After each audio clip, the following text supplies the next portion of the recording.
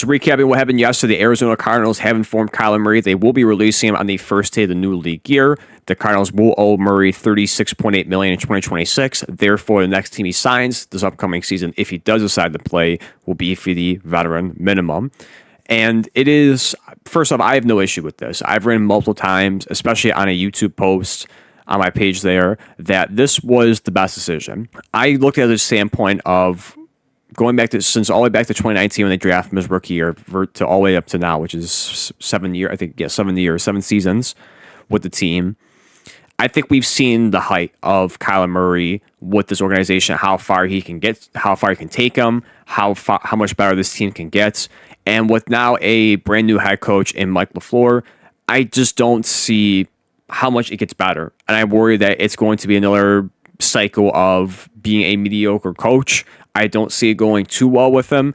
And I think as well for the Cardinals, I think at this point here with just the problems with Kyler Murray, with just the two main points with just injury, as well as at this point maybe you still question maturity issues in this aspect. I mean, you go back to his big contract and you have to try and put in writing, hey, you have to do your job. You have to study for a certain amount of hours. If you have to put that in paper on the contract, there is a big problem with that. Now, I did take it out afterwards, after the of course, it blew up all over the sports world because of it. They did take it out, but that should already give you a small insight of what's going on with Kyler Murray and what's going on with the Arizona Cardinals, how they feel about Murray at that point. And maybe there's still question marks even as right now. Now, that was years ago. I think that was before the 2022 season he got that. So maybe after a few years past that, do you feel like that he's matured better? He's grown past that. He's been a better leader, better quarterback for this team.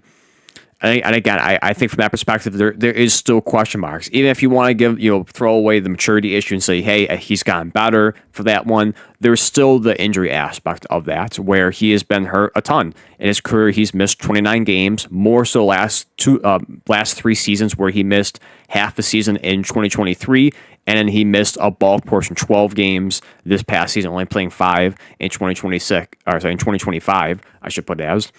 And I look at that, go with the money he's getting, again, where even if you want to throw the maturity issues out there, or if you just keep a little bit of it, even if he drops it down dramatically, there's still a little bit left of it, but not as much as it was at that point there for the contract. There's still a little bit of that hanging around, the injury aspect, and just him getting older at age 30, and you worry about with that, of course, slowing down with his athletic ability, and what is something that he's really built on for his play, athletic ability, moving around the pocket. As it slows down, as he gets older, and as it slows down, how is he going to be as a quarterback with him being undersized on top of that? I just look at that and go, I think we've seen enough. He's giving you flash, he's giving you great moments, but I think we've hit our ceiling on what we can do with them. And it's not all on Kyler Murray. It's not saying this team has been capped because of Kyler Murray. There's a lot of issue with the organization. No question about that. There has been a ton of problems with what this team has done. I will say that they have not done enough for Kyler to get him the right pieces around them, especially offensively. Now you could say as of late with Marvin Harrison Jr., and we can question, well, that's Kyler Murray. The problem why Marvin Harrison is not living up to expectations, or it's Marvin Harrison himself, or a combination of both, if you want to simply put it as, for both sides of that. But when I look at the head coaching, the head coaches that he's been under, the two he's been with, nothing spectacular. Look at Cliff Kingsbury. This was his beginning. When he got to the league here, they hired Cliff Kingsbury here. 2019 to 2022, 4 seasons. 28, 37, and 1, or .432 for the win percentage. 1 playoff appearance in 2021, and that was mediocre. That was horrible to watch against the Rams in the wild card game. Breaking down per season, 2019, his first year, 5-10-1. Second year in 2020, 8-8. 2021, their lone playoff season, and the only playoff year that Kyler Murray ever had in his career with Arizona, 11-6. 2022, the year that, of course, afterwards, Cliff Kingsbury got fired, 4-13. So, it unfortunately just didn't pan out there, especially from 21 and 22.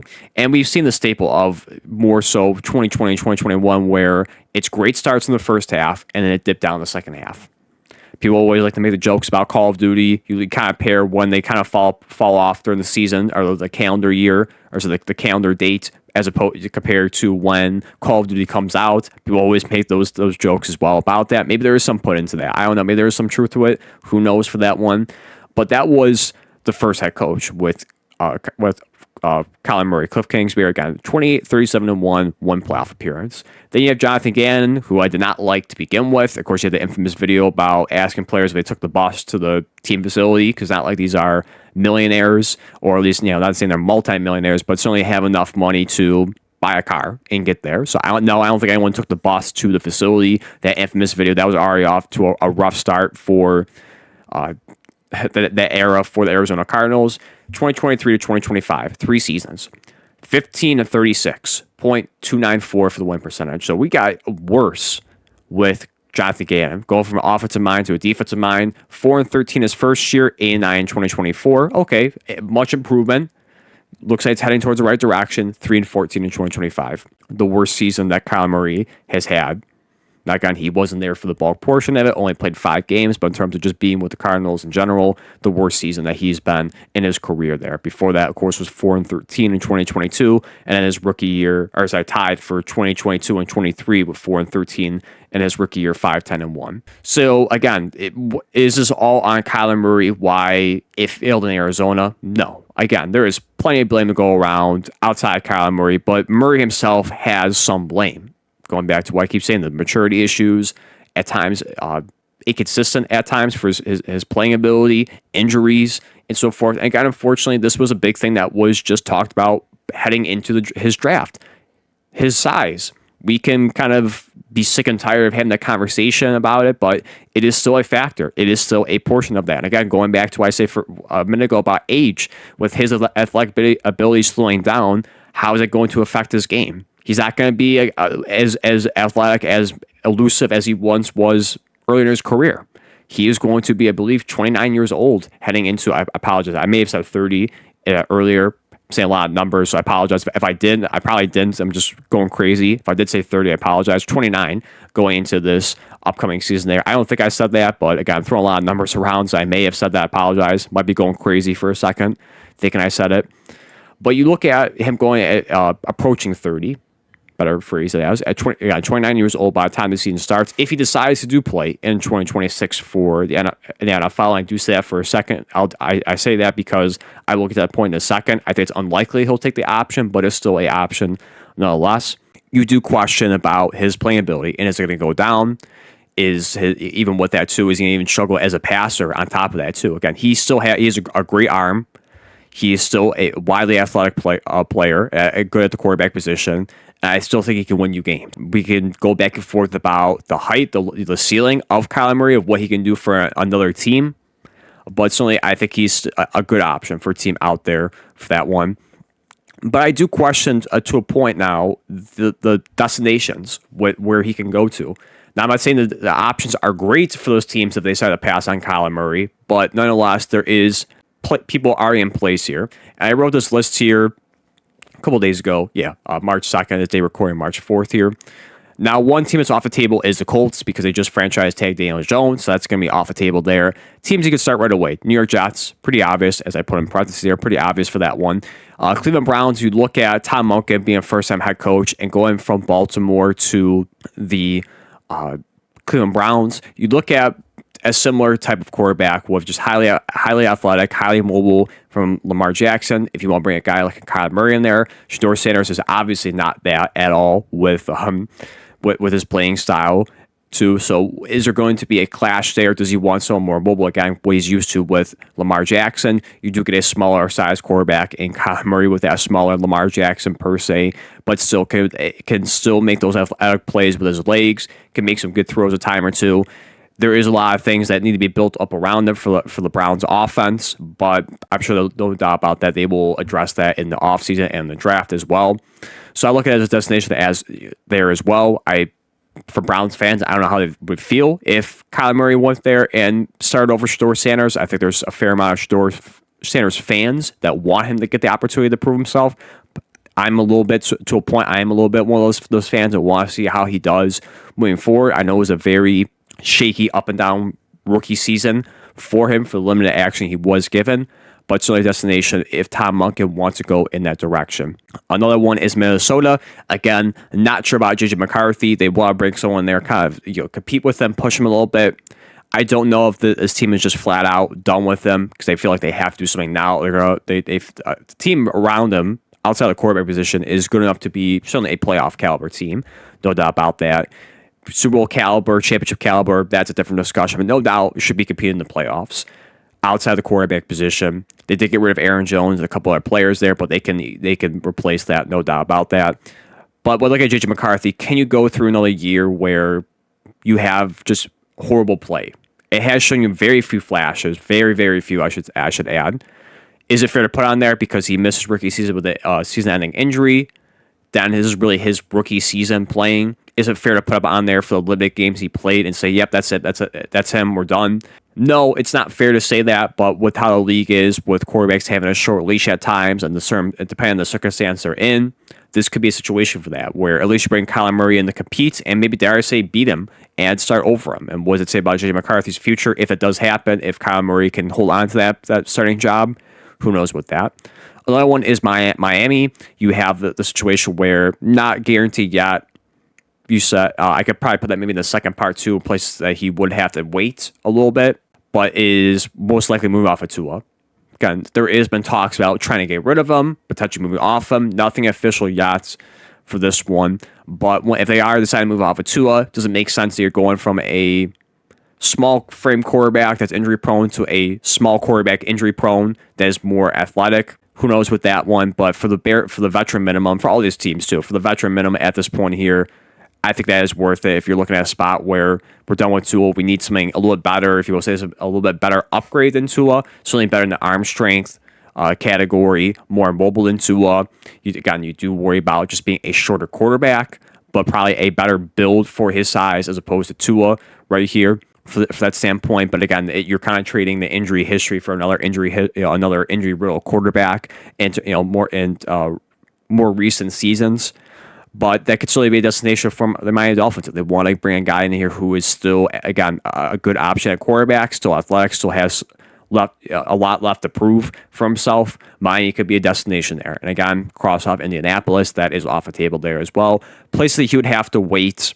And I didn't know how to really phrase it as, because there's other teams I want to put in there. Like I said, Miami was a spot here where it's like it's iffy. I'm not sure because it's not official yet. They're going to move off of Tua, or has the move hasn't been done yet per se.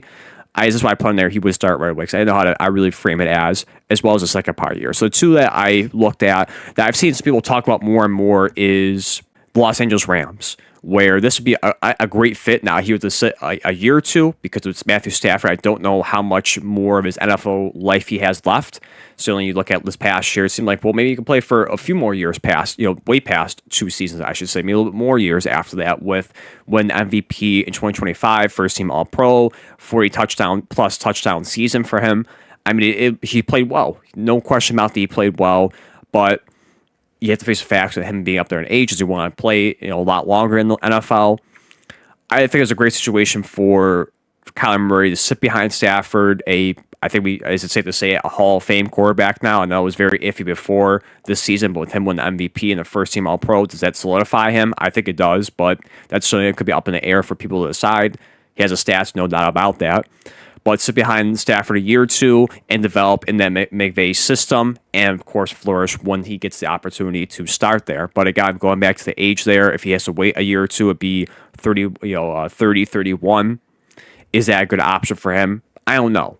Is this a point where it's better for him to start right away and not wait because of his age? I don't know if it's a right decision, but certainly if he has to wait in any situation, the Rams would be a great place to do that. So McVay, one of the best offensive head coaches in the league, one of the best offensive geniuses, no doubt about that. And the team they have around them, far, far better than the Cardinals. And maybe you can get that revenge against the Cardinals twice a year if you really care about that, and get payback for that portion of it. But a much better system all around there. Certainly a better ran organization, higher expectations for the Rams, as well as another one too, the Pittsburgh Steelers. This could have been another one too, could start right away because of just the uncertainty with Rodgers. You don't know if he's going to be coming back or not. Still up in the air because of McCarthy being back. as a head coach, and of course now being with the Steelers. Do you want to have that like a part two of McCarthy Aaron Rodgers relationship? I don't know there. I do expect him to come back for one more season, but again, uncertain what that would become the immediate starter the following season, or of course if Rodgers not there, put him on the top of the list. Therefore, would start right away. Better situation. Still question marks on the offensive standpoint outside of DK Metcalf. I mean, I think the running game no doubt has to be better. The receivers outside of Metcalf have to be better. But certainly, you look at that, you have your stable, solidified number one wide receiver, and not horrible pieces, certainly questionable, mediocre at best, but solid pieces outside of that. Again, there's tons of upgrade that needs to happen all around on the offensive side, but certainly not a horrible situation for Kyler Murray to go to. So again, that is my two places we have to wait, the Rams and the Steelers, and then right away, Jets, Browns, Vikings, and Dolphins. Now, touching back to what I said about a few minutes ago about if he decides to play in the NFL in 2026, highly unlikely, but it is still a route to note, is baseball. If he wants to take a year off, you know what? I don't like the situations that are coming up for my options for 2026, or he wants to take a year off. However he wants to look at not playing NFL. He has baseball. He was drafted 9th overall in 2018 by the Athletics, at the time Oakland. Now they're Sacramento as right now, and of course eventually be moving to Las Vegas. Whenever that does happen a few years from now, but right now in Sacramento, California. So you look at that, and if he wants to exercise that option for a year, why not? Highly unlikely. I doubt it. He wants to stick to football. It's pretty, not to go on the limb saying that. Obviously, he probably wants to stick to football, but baseball is an outlet. I mean, he was still. You look at him in his college process, the guy was top 10 in both categories. First overall, of course, in NFL, 9th overall in baseball. The guy has that athletic ability, and maybe at this point he decides maybe he wants to try it out for at least a season. Again, highly unlikely. I doubt it, but it is still a branch that he could exercise, and if he wants to take that, he could for this one. So there is, again, two options there, more so trying to figure out where he's going to start in 2026. I doubt we will see Kyler Murray in a athletic jersey in this next season, and then I have to wait until 2027 for back in the NFL. Highly unlikely for that one. But again, it's going to be very interesting to see what happens with Kyler Murray. This is intriguing. I do. I think this certainly kind of shakes up the free agency market for quarterbacks at this point here. If I kind of go back to free agents right here and put in the quarterback spots there, it is not the best. I mean, you certainly have speculation about other quarterbacks that teams are going to be going after. You have, I don't know if he's on here, Malik Willis is someone that I saw reports that he could get $35 million a year, which is insane. I think it's absolutely ridiculous. I know he played well in the very limited action he was given in the Packers. I think it's absolutely ridiculous that people are even considering $35 million a year. Absolutely insane. How do you feel about Kyler Murray? I'm sorry. I'm taking Kyler Murray over Malik Willis. Any person that is willing to give out that much money to Malik Willis, $35 million a year, is ridiculous and probably should get fired and will get fired because it won't work out. So there is that aspect of it. It's wild. I have no issue with Malik Willis getting an opportunity. I'd love to see him get a redemption side of things with how it panned out in Tennessee. How do you feel if it was a fair, he was given a fair shot being the quarterback for them or not? Did have a nice bounce back career per se, or resurrection a little bit with the Packers and the limited action he was given, but to go from that to like, hey, $30+ million a year for him, that's ridiculous. So but that's still an option. You have that. You have Carson Wentz that might make a comeback. Trey Lance is up there too. Jimmy Garoppolo, I've seen his name thrown out a little bit. Kenny Pickett is an option. Joe Flacco, of course, the veteran quarterback. Every single year that he, whatever new destination he goes to in 2026. You have Tyrod Taylor, Zach Wilson, Marcus Mariota, Russell Wilson. So I look at that, and it is Aaron Rodgers, but to me it feels like we've gotten really Pittsburgh or bust at this point here. Don't really see him going anywhere else, really, for this one. Maybe I've seen some reports of Vikings. That could be a destination. I doubt it, but just throwing it out there. So outside of it, if I take Aaron Rodgers away, of how I feel, again, projecting he's going to be with the Steelers in 2026, it is a lot left to be desired at the quarterback position. It is. So I look at that, and Kyler Murray, no question, is at the top of the list here for this one. Where he goes and destinations, are they the best fits?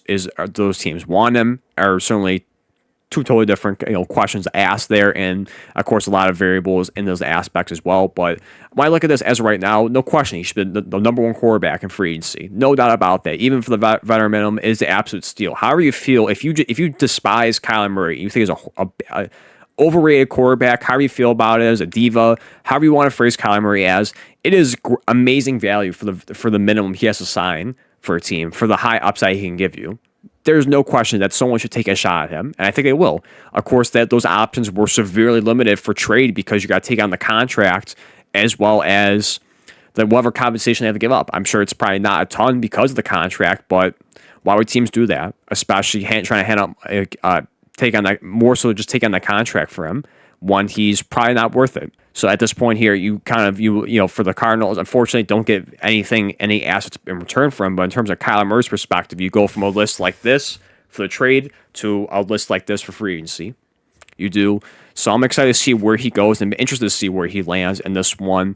I think for his career, if you want to try and find, take the Sam Darnold route and sit a year or two and be in a better situation, the Rams could certainly be a spot there. So the Steelers, if I feel like if Rodgers is coming back, probably have to wait another year or so for that one. But if you're looking to start right away, those are lists there. Certainly plenty of options, at least for teams to bring you in. Not to say it's going to be starting, not even just listing teams.